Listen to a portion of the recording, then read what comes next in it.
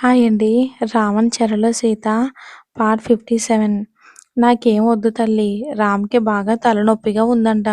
నువ్వెళ్ళి మసాజ్ చెయ్యి తల్లి. ఈ వంట సంగతి నేను చూస్తాను కానీ అని మహాలక్ష్మి గారు అనగానే, నేనా? నేను వంట చేస్తాను అమ్మమ్మ. మీరు వెళ్ళండి. మీరే మీ మనవడికి ఆయిల్ పెట్టి హెడ్ మసాజ్ చేయండి. అమ్మో! ఇంకేమైనా ఉందా? నువ్వే రా తల్లి. నా బంగారు కదా! చెప్పిన మాట వినాలి అని సీతని బ్రతిమలాడి తన చేతిలో ఆయిల్ డబ్బా పెట్టి తన రూమ్‌కి పంపించింది సీతని. సీతకి రామ్ మీద చాలా కోపంగా ఉంది. అందుకే కోపంగానే రూమ్‌లోకి అయితే వెళ్ళింది కానీ, బెడ్ పక్కనే కింద కూర్చొని కళ్ళు మూసుకొని ఉన్నాడు రామ్. ఇక రామ్‌ని అలా చూడగానే నిజంగానే బాగా తలనొప్పిగా ఉందేమో అనుకుని సీత మెల్లిగా బెడ్ మీదకి ఎక్కి కూర్చొని, రామ్‌కి కొంచెం దూరంగా కూర్చొని, తను తెచ్చిన ఆయిల్‌ని చేతిలోకి వేసుకొని రామ్ జుట్టుని చేతిలోకి పోనిచ్చి మెల్లిగా మర్దన చేయటం స్టార్ట్ చేసింది సీత. మెయిన్‌గా రామ్‌కి నచ్చేది ఏంటి అంటే సీత చేతి గాజుల సౌండు. ఆ సౌండ్‌కే మైండ్ అంతా కూడా ఒక్కసారిగా రామ్‌కి రిలాక్స్ అయిపోతుంది. అలా సీత చేస్తూ ఉంటే తెలియకుండానే సీత ఒడిలో తలను పెట్టి కళ్ళు మూసుకున్నాడు రామ్. రామ్ అలా చేయగానే అర్థమయ్యింది సీతకి. రాత్రి నిద్ర లేకపోవడం వల్లనే తలనొప్పి వచ్చింది అని. అలా మెల్లిగా మర్దన చేస్తూ ఉంటే హాయిగా మెల్లిగా అలానే సీత ఒడిలోనే నిద్రలోకి జారుకున్నాడు. తను తీసుకునే శ్వాసను బట్టి అర్థమవుతుంది మంచిగా నిద్రపోయాడు అని. ఇద్దరిలో అసలు మాటలనేవి లేవు. అసలు ఒకరిని ఒకరు కూడా చూసుకోవటం లేదు. రామ్ మంచి నిద్రలో ఉన్నాడు అని అర్థమైన సీత రామ్ నిద్రని అస్సలు డిస్టర్బ్ చేయలేక అలానే ఉండిపోయింది. అసలు నిన్నటి నుంచి బాధలో మునిగిపోయిన సీత ఎలా ఇప్పుడు రామ్‌కి చేరువలో ఉండడంతో రామ్ అలానే చూస్తూ బెడ్‌కే ఆనుకుంది. తనకి తెలియకుండానే కళ్ళు మూతలు పడుతూ ఉంటే అలానే బెడ్ రెస్ట్‌కి ఆనుకుని నిద్రలోకి జారుకుంది సీత. ఇద్దరికిద్దరు ఒకరోజు అంత దూరంగా ఉండి ఎంత నరకం చూసారో, నిద్ర లేకుండా గడిపారో. ఇప్పుడు జస్ట్ ఇద్దరు కొంచెం టచ్‌కే తెలియకుండా ప్రశాంతత వచ్చి అలానే నిద్రలోకి జారుకున్నారు.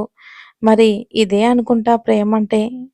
ఇక రూమ్‌లోకి వెళ్ళింది. ఇంక కిందకి రాలేదేంటి అని మరి ఏమన్నా గొడవ పడుతున్నారా ఏంటి అని మహాలక్ష్మి గారు టెన్షన్‌గా రామ్ రూమ్ వైపుకి వెళ్ళి డోర్ క్లోజ్ చేసి ఉండడంతో మెల్లిగా కొంచెం ఓపెన్ చేసి తొంగి చూశారు. అక్కడ కనిపిస్తున్న ఆ జంటని చూసి మీకెవ్వరి దిష్టి తగలకూడదు.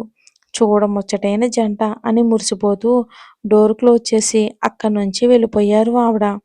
కింద అందరూ టిఫిన్ చేయడానికి ఉంటే రామ్ ఇంకా సీత లేకపోవడంతో అందరూ అడుగుతూ ఉంటే మహాలక్ష్మి గారు మాట దాటేసి వాళ్ళకి ఆకలి లేదు.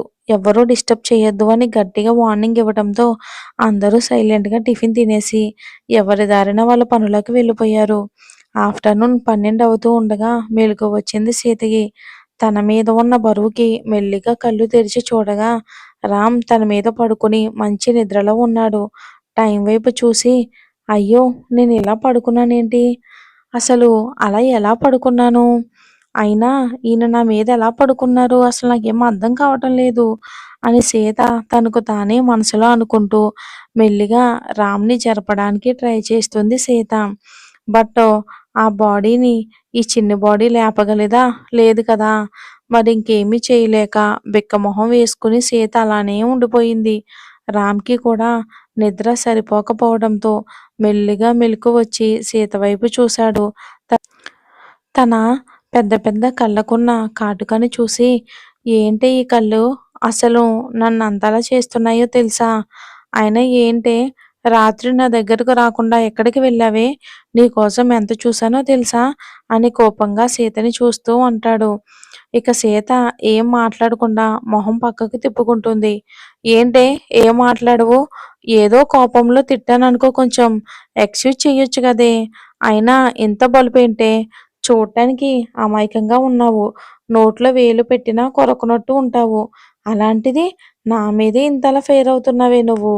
అసలు నువ్వేనా ఈ నెల రోజుల్లోనే ఇంత మారిపోయావేంటే?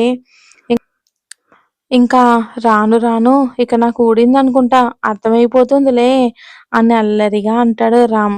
సీత ఫేసు పక్కకు తిప్పుకుని సైలెంట్‌గా ఉండడంతో రామ్‌కి ఇంకా ఏదోలా అనిపిచ్చి, సారీనే నా బంగారు కదా!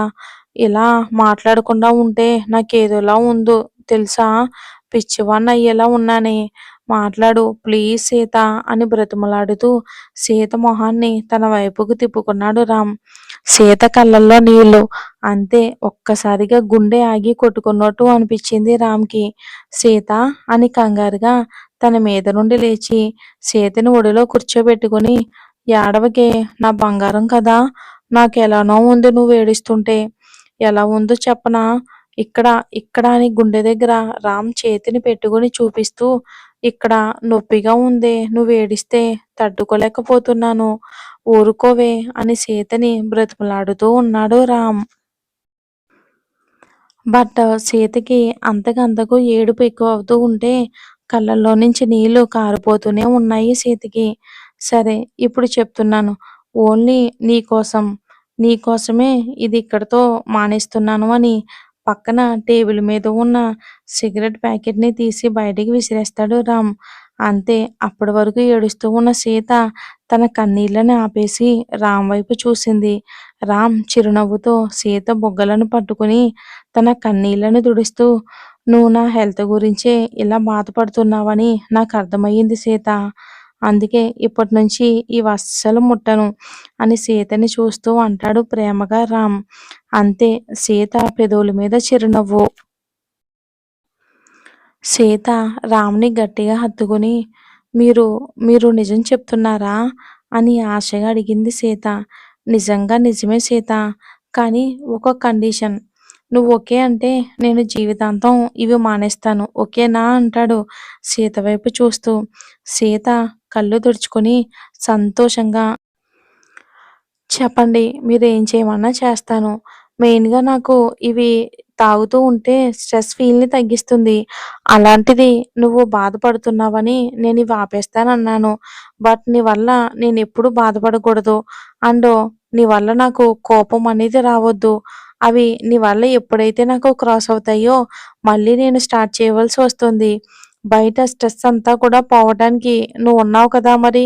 అవంతా తీర్చడానికి. బట్ ఆ స్ట్రెస్‌ని నీ దగ్గర నుంచి వస్తే మాత్రం నెక్స్ట్ మినిట్ నేను మళ్ళీ ఇవి స్టార్ట్ చేస్తాను. ఇదే ఫైనల్ ఓకేనా అని అంటాడు రామ్. సరే ఇక అలాగే అంటుంది సీత. ఎందుకంటే తను ఎలాంటి స్ట్రెస్, కోపం, బాధ ఏమీ తెప్పించదు అని నమ్మకం కదా!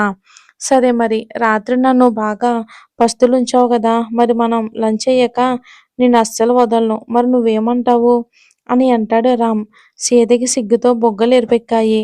రామ్ గుండెలో మొహం దాచుకుంది. సరే సర్లే తొందరగా ఫ్రెష్ అవ్వు. తినేసి మనం పని స్టార్ట్ చేయాలి అని అంటాడు కొంటెగా రామ్. సీత వైపు చూస్తూ. అక్కడి నుంచి ఫ్రెష్ అయ్యి కిందకి వెళ్తారు ఇద్దరు. సీత వెనకే రామ్ కూడా. ఇక అందరూ భోజనాలు చేశాక పంతులు గారు కూడా రావటంతో సూర్యకి, సత్యకి ఎంగేజ్‌మెంట్ ఫిక్స్ చేస్తారు. ఇంకో 3 రోజుల్లో ఎంగేజ్‌మెంట్ కావటంతో ఆ రోజు నుంచే ఇంక పనులు కూడా స్టార్ట్ చేస్తారు.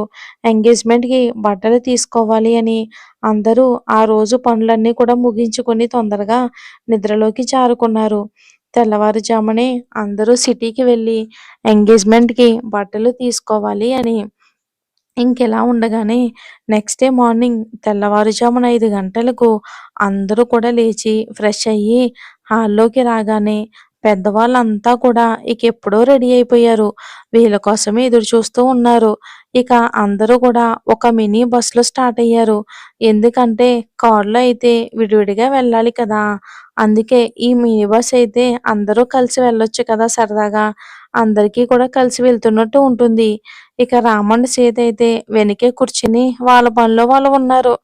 ఇంకా సూర్య సత్య అయితే ఇక అలా మాట్లాడుకుంటూనే ఉన్నారు సీట్‌లో కూర్చొని. జోరుగా ముచ్చట్లో మునిగిపోయారు ఇద్దరు. అలా 10 అవుతూ ఉండగా హైదరాబాద్‌కి రీచ్ అయ్యారు.